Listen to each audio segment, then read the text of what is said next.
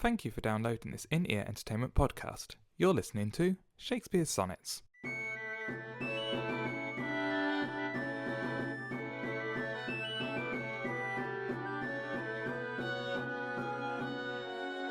Sonnet 47. Betwixt mine eye and heart a league is took, and each doth good turns now unto the other. When mine eye is famish'd for a look, or heart in love with sighs himself doth smother, with my love's picture then mine eye doth feast, and to the painted banquet bids my heart. Another time mine eye is my heart's guest, and in his thoughts of love doth share a part. So over by thy picture or my love, thyself away art present still with me. For thou not farther than my thoughts canst move, and I am still with them, and they with thee. Or, if they sleep, thy picture in my sight awakes my heart, to heart's and eyes' delight. That was Sonnet 47 of Shakespeare's Sonnets. I'm Mark Chatterley, and you're listening to Shakespeare's Sonnets, and I am joined, as always, by the lovely and beardy Thierry Heles. There we go. I almost thought you were going for Supermarket Matters there when you said you are listening to that one is ingrained. If people don't know, that was my first kind of online podcasty project, which was a sitcom. And yeah, those words are ingrained into my head. You're listening to Supermarket Matters. And then they had the cool jingle. It's on the website if you want to listen to it. But yeah, it's very hard to get out of that. I do find myself quoting it a fair amount, which is very odd. But how are you in general? It's been a while. We've had a bit of a pause between recording the last sonnet and this one. So yeah. People won't know that. For them, it's only still going to be 2 or 3 days. But for us, it's been a we while. haven't been at this for 3 weeks, so It's good. But how do you feel about this sonnet? Do you like this sonnet? I vaguely remember 46, which I think had quite a conflict between eye and heart, if I remember that one right. Yes, we were getting into a theme of what the eye sees as the physical nature and what the heart sees as the emotional nature, and how they don't always match, I think, was what we were seeing. I think so. That does sound familiar. We should probably have read 46 again before. 3 weeks is quite a long time to remember stuff. Yes, yeah, that was bad of us. Sorry, people listening. But this one seems to be following on that theme of the eye seeing one thing and the heart seeing another, or how they work together, I guess. I've just 46 started with mine eye and heart are at a mortal war, so definitely the conflict there. But in this one, I get the sense that they're kind of working together more. It does feel like that there's some sort of bridge between the two, and there's the conflict is sort of gone here. Yeah, they're in this sonnet they seem to be working together. In the end, I like the thy picture in my sight awakes my heart, to heart's and eyes' delight. So they delight in the same idea and the same image. They regardless of the fact they see different things, the same image brings them both pleasure. Well, they make the first line right away there's a contract between the two. Betwixt mine eye and heart a league is took. Yes, league being a measurement, I guess. No, league being a contract or a pact. Okay, I thought league could be a measurement for distance as well. It can also be a measurement. See, I did know something. 20,000 leagues under the sea, for example. That's what I was thinking, and then suddenly I went, "Oh, have I done something stupid?" And they're just hollering. No. It can also be. That's the English language for you. Just every word has 500 meanings. Stupid language. Stupid language. Yes. So you're seeing that line as a contract is took betwixt mine eye and heart a league is took. You're seeing league in that sense as not being a distance. Yeah, as in the League of what's it called? Extraordinary Gentlemen. Yeah, is that the one? Yeah, there was a very bad movie based, which means basically alliance, or okay, in that sense of the words, rather than the distance. That makes sense. And each doth good turns now into the other, so they're working together. So that when the eye is famished for a look, or heart in love sighs himself, the other one kind of helps. Yeah, jumps in, and that's quite nice. Yeah, with my love's eye, then my eye doth. With my love's picture, then my eye doth feast. And to the painted banquet bids my heart. Another time my eye is my heart's guest, and his thoughts of love to share apart. That's, yes, I because I didn't get that dual meaning of league, that's kind of made the sonnet slot into place for me. That's very good. I like that. I guess if you see league as a measure of distance, it does sound a bit weird. Yeah, and that's where my head was for a while. I'm glad I'm doing this with someone, and it's just not me whittling on about random things. Whittling? I'm sure you would have, if you read this sonnet a couple of times, I'm sure you I would have got it can eventually. see the meaning of it, yeah. I'm not that dim. Maybe I am. I quite like, there's a callback to one of the earlier sonnets in this. Thyself away, art present still with me, for thou not farther than my thoughts canst move. And that was a sonnet in the 30s, I believe, which was talking about if he was a thought, if he was made of thoughts, then he could be anywhere.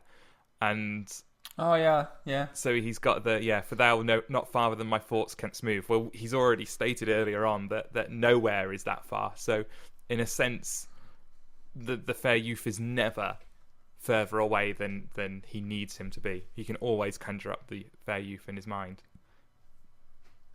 which is again quite a nice idea, I think. He does sort of continue with that idea for the rest of the sonnet from that line. Yes.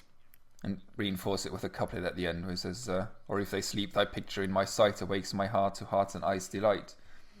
So he's just constantly seeing him. Yeah, and he dreams of him and thinks of him through the day. So we're back at this point to a doting lover. Yeah, all the criticism and the young boy having slept with someone else is gone. See, which still didn't take that long. It took what, 10 sonnets? Yeah, but it was a nice journey.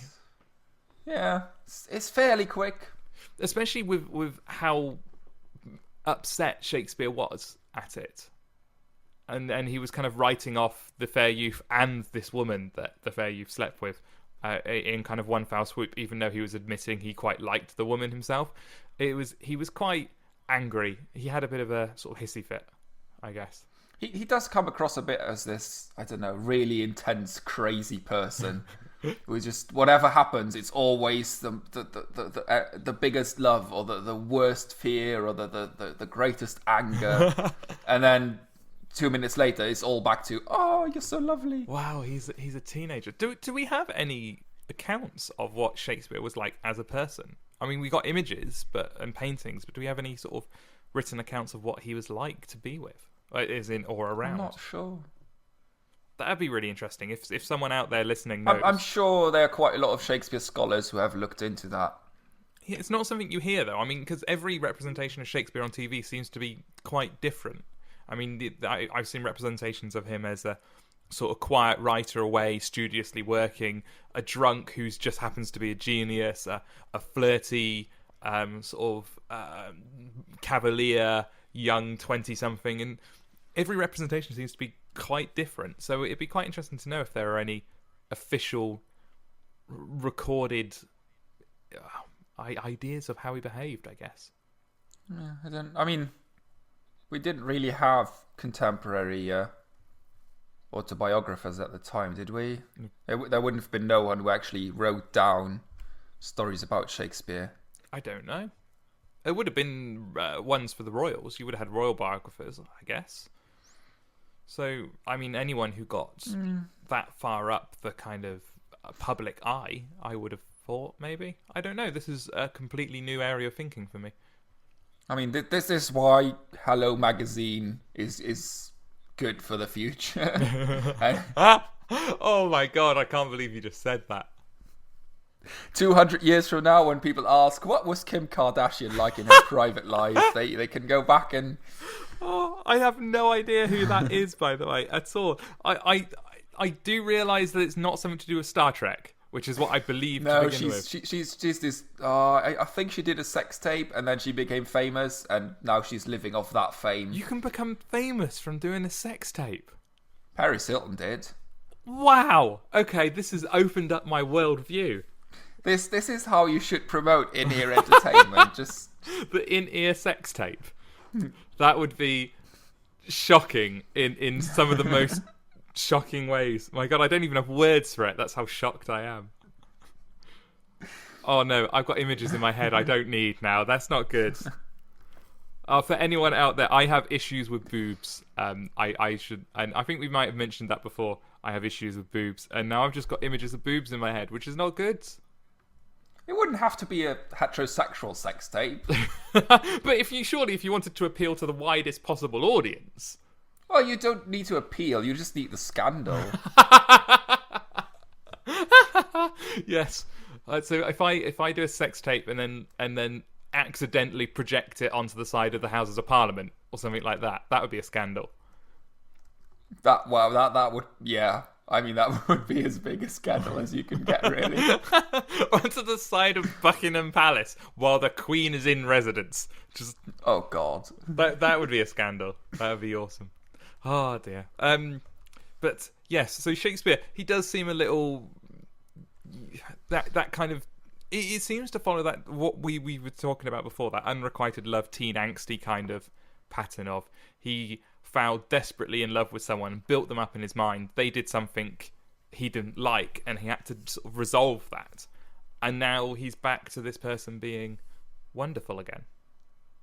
It's kind of weird because you'd think that true love would be still seeing the stuff that they did wrong, but caring about them nonetheless.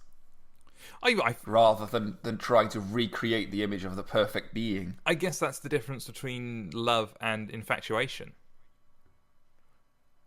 That love accepts you for your faults, whereas infatuation covers them up and gives you excuses for it. Maybe. That was quite... Surely someone sleeping with someone else would break the infatuation. Wow, not if you believe they've been conned into it, or they were drunk, or... I don't know, they didn't know what they were doing. I guess so. You could, there's always excuses you can make up in your mind if you want to. Yeah, they were in a dark place and just needed a release, an emotional release, and they were on a break.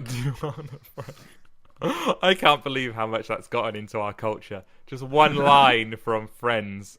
I was thinking about that today with Farnsworth. I don't want to live on this planet anymore. Just a throwaway line from one episode of Futurama, and it's now become this huge thing that people don't realise where it came from anymore. It's really quite interesting how all this works. I mean, with The Simpsons, it happened. The word M-E-H, is from The Simpsons. Yeah. And that's sort of become... I mean, people use that. Even people who've never seen The Simpsons use that phrase. And you just... That's still going, isn't it, The Simpsons? Is that still going? Yeah, it still is like 27 or something like that. It's shocking. That is just shocking how much that is. Why that's still going? Who watches it anymore? Yes, I think there's quite a lot of people. It's broadcast on Fox. I mean, the audience for that is. Yes, yeah, evil. I've never connected those two as in Fox News and Fox the channel. I just never, because you don't see The Simpsons as being far right evil propaganda. Yeah, then I mean, Fox is just it's light-hearted entertainment. Fringe was Fox as well, really? So it's not. Wow. Okay. Yeah. That kind of explains a fair bit. Fringe was good. The fighting for freedom. Yeah, and then the oppressive slavery and stuff that was in the end of it. It was quite interesting. And I loved the making the world worse. I would spoil this, but they made the world worse because it was more polluted in their time. That was awesome. Yeah, we must speed up pollution. The CO2 machines. Anyway, the Sonnet. That was a nice detour. That was a nice little detour. But we say it was kind of on topic-ish in any way that William Shakespeare can be linked to Fox News. But yes, this one, again, it's not a hugely deep one. It's continuing the theme of eye and heart seeing different things, and it's moving that forward in the sense that they help each other, they're not fighting with each other. But I think that's kind of it in terms of levels of depth to the sonnet. Do you think, or can you see more? Again, we'll probably have people screaming at us, but yeah. No one's written in recently, so we're okay. Yeah. No one's come in and gone, you are useless, why are you doing this? Are you just the two dimmest people in the world? No one's done that yet, so I'm taking that to mean that we're brilliant. That's a fair argument to make. I think so. I agree. I concur. Let's have a quick scan of. I'm just having a quick scan of the poem again to see if there is anything in there that is worthy of chatting about. Boop-a-doop-a-doo, ba-doop-a-doop-a-doo. No, I like the link back to the previous poems where the thoughts can move. I really like that idea that thoughts can take you anywhere. But we've chatted about that. Even though that word canst is really irritating me. Wait, do you want an apostrophe in there or anything like that? How is it irritating? Why is there an S? Thoughts canst move. It's that horrid ST thing. I chatted about this before, that like whilst and shouldst and things like that. People put STs on things because they think it makes them sound clever. Same reason people use myself and yourself when they mean my and you. It's gotten into our culture as that's the clever way to talk, when in fact it's awful and you should not do it. And that's the weekly grammatical rant from It's the same one. It's the same one on loop. Is all it is. We should record it once and just play it in every episode. Just edit it in wherever it makes sense. Don't you lie. You're making me out to be this hugely grammatical person. You get irritated too. Yeah, I do. See? I do. You're just hiding it because you think it makes you cool to not care about apostrophes and commas. That's what it is. That's how I roll. I pretend not to care about apostrophes, so I'm down with the cool street kids. You're an apostrophe hipster is what you are. Wow. You didn't care when it wasn't cool not to care. That's how I work. Would you like to read Sonnet 47 out? I can try. Yes, and don't trip up. You'll be fine. It's quite a nice one to read. Oh. Sonnet 47. Betwixt mine eye and heart a league is took, and each doth good turns now unto the other. When that mine eye is famished for a look, or heart in love with sighs himself doth smother, with my love's picture then my eye doth feast, and to the painted banquet bids my heart. Another time mine eye is my heart's guest, and in his thoughts of love doth such... You were fine. You actually read the right words. No, shares instead of such. Ah. And in his thoughts of love doth share apart. So either by thy picture or my love, thyself away art present still with me. For thou not farther than my thoughts canst move, and I am still with them, and they with thee. Or if they sleep, thy picture in my sight awakes my heart to heart's and eye's delight. Excellent. That was Shakespeare's sonnet number 47. I did that in the wrong order because I forgot what number it was then. I've been Mark Chatterley and you've been listening to Shakespeare's Sonnets. You can follow me on Twitter at Nufkin. And I've been Thierry Heles, and you can follow me on Twitter at Sound of Seagulls. Excellent. And we will chat with you on Twitter, and we will see you next time for Sonnet 48. Bye-bye. Goodbye.